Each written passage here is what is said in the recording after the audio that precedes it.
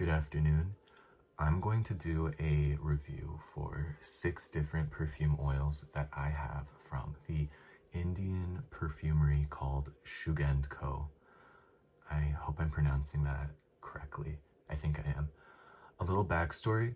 Shugendko is a perfume house that was founded in 1850, and I believe it's a heritage brand, and the company has been passed along within the family that owns it. So it's been around for a long time. They make perfumes and perfume oils. They have a huge variety to choose from. I found these on Etsy, and I first heard about this company from Persoles here on YouTube. He had mentioned 2 of these perfume oils that I'm going to be talking about, and I'll tell you which ones those are when I review them. So I was very interested, and I ordered several different kinds, and I'll let you know what I think about them. I'll start off by saying that I find them to be good performing oils, if that's something that matters to you. I feel like they're pretty potent, and they're not fleeting in my experience. So I will start from left to right, starting with Azima right here. Okay, and I have their pages open on Etsy, so I'll just read the description of what it says. So for Azeemah, the description says, strong and highly diffusive Arabic blend of white oud with top notes of mandarin. All right. Yeah, I am finding this to be a bit fruity, and you get that that dry plushness of oud in this that kind of elevates. It can really elevate scents, I find, with oud, and it doesn't need to be in such a quantity where you know it's oud, but it just adds that texture. I'm not finding the mandarin to be distinctly mandarin. It's more of a fresh fruity kind of smell, but it is this oil is like a fresh fruity with some very pleasing and unassuming oud in it. Very nice. So it's a little bit sweet. That one, Azima. The next one is Gajra. Gazra, this is one of the oils that Persoles was talking about in one of his videos, and the page for it says, fresh smell of the garland of jasmine flowers. Okay. Yeah, this is a jasmine soliflor, essentially. The ingredients that it has, or the notes, is jasmine sambac, green hedionic, and then there's neroli, clary sage, cassia, amber, sandalwood, benzoin. Despite all of those notes, what I'm getting is just a very nice jasmine soliflor. It's very floral, obviously, very fresh. It is not, it's not too overwhelming. When I wear this oil, I like to just do it very sparingly on my wrists or behind my neck, because with me, I can't take too much jasmine. Like, a lot of jasmine can be too sweet and assaulting, but used sparingly, Gajra is a very nice, fresh, and light jasmine fragrance. The next one, Shahi Gulab. This is going to be another floral oil. Shahi Gulab is a rose oil, and the description for it on their Etsy store says, traditional natural aroma of rose petals. All right, so this one I was the most excited to get because I really like rose, but when it's done the way I like it. This rose, well, it has the notes of rose, fresh rose water, geranium, peony, white musk, amber. To me, this one was a bit disappointing because I found it to be kind of like the sort of rose that you would the rose perfume you would find in a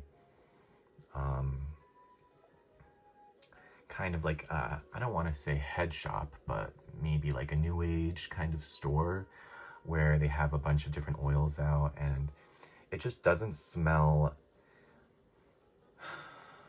it doesn't smell the that fresh to me. Not saying that the rosiness in this is like rotten, but I prefer a kind of fresh, crisp kind of rose, and this is more, to me, like dark rose petals, and like I said, something that you might find in a new age kind of store where they have incense and smudging sticks and different kinds of oils. It doesn't smell to the quality and nuance that I might expect from a perfumery like Shugendko that's been around for over 100 years. But I know to some people this would be very nice, but for me it just is like dark red roses. It just is a little bit fusty and not for me. Okay. Oh, maybe I'll even say for this, maybe part of that is the amber. I think the amber is pretty strong in that, and that's what's giving it that quality that I'm not that crazy for. So if you are looking for a fresh, crisp, light rose fragrance, this I wouldn't really recommend, even though the description says the natural aroma of rose petals. I don't find it to be fresh like that. Okay, so the next oil we have is Hayah.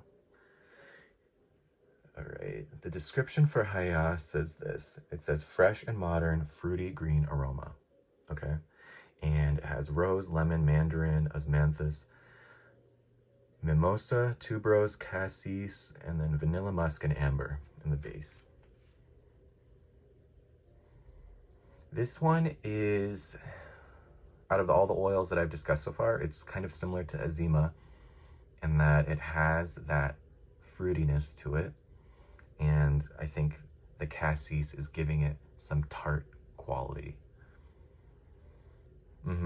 This one's very fruity. I'm not really getting any like lemon or mandarin in particular from this fragrance, or rose.